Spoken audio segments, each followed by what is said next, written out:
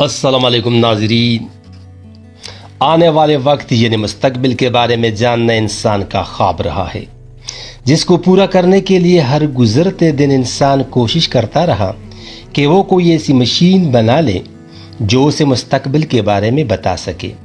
لیکن اس دنیا میں کچھ ایسے لوگ بھی موجود ہیں اور ماضی میں بھی موجود تھے جن کی باتوں نے انسانوں کو حیران کر دیا۔ جب بھی کوئی ان کی بات سنتا تھا تو وہ اس کا مذاق اڑاتا تھا، لیکن جیسے ہی وہ بات پوری ہو جاتی تو دنیا حیرت زدہ ہو جاتی۔ آج ہم تذکرہ کریں گے کہ ایسے بزرگ ہستی کا جن کے بارے میں بہت سے لوگ جانتے ہیں۔ یہ وہی بزرگ ہے جنہوں نے آج سے تقریباً 25 سال پہلے بتا دیا تھا کہ عمران خان پاکستان کا وزیر اعظم بنے گا اور ہنگامی سربراہ کے طور پر سامنے آئے گا۔ عدلیہ تاریخ ساز فیصلے کرے گی، پورے ملک میں احتساب ہوگا، آرٹیکل 62 اور 63 کا راج ہوگا اور شریف خاندان کے ہاتھوں سے پنجاب نکل جائے گا۔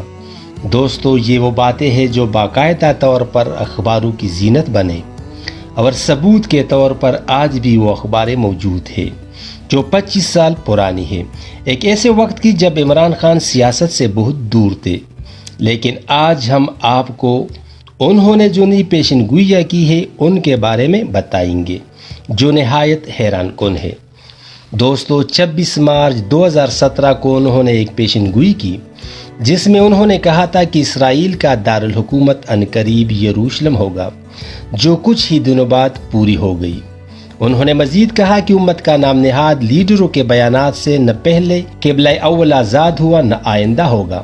انہوں نے کہا کہ صداقت اور شجاعت کے بغیر دنیا کی امامت نہیں ملتی۔ آگ کو ٹھنڈا کرنے کے لیے جذبہ ابراہیمی پیدا کرنا پڑے گا۔ یہود و ہنود کی سازشوں کو ختم کرنے کے لیے ہمیں جذبہ ایمانی اور اتحاد کی ضرورت ہے۔ چین میں پھیلنے والے جان لیوا وائرس کے بارے میں انہوں نے کہا کہ چین جتنی مرضی ویکسین تیار کر لے، جتنی مرضی تجربے کرے، جب تک چینی حکومت یغور کے مظلوم مسلمانوں سے معافی نہیں مانگے گی، کرونا وائرس اپنی شکل بدل کر حملہ ور ہوتا رہے گا۔ اسلامی اصولوں کا مذاق اڑانے والوں کا انجام بھی صالح علیہ السلام کی اونٹنی کو چھیڑنے والوں سے مختلف نہ ہوگا۔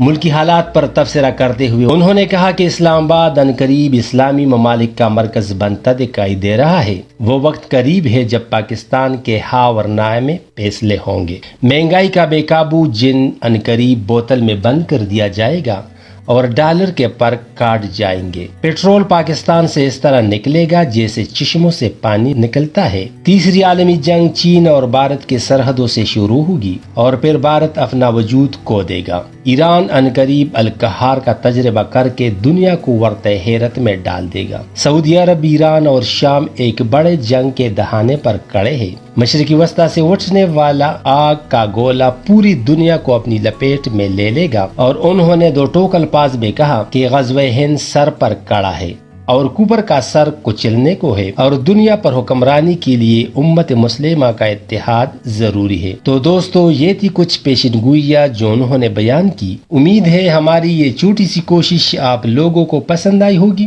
ویڈیو پسند آنے کی صورت میں ویڈیو کو لائک کرے، چینل کو سبسکرائب کرے، اپنا اور اپنے گرد و نواح کے لوگوں کا خیال رکھیے۔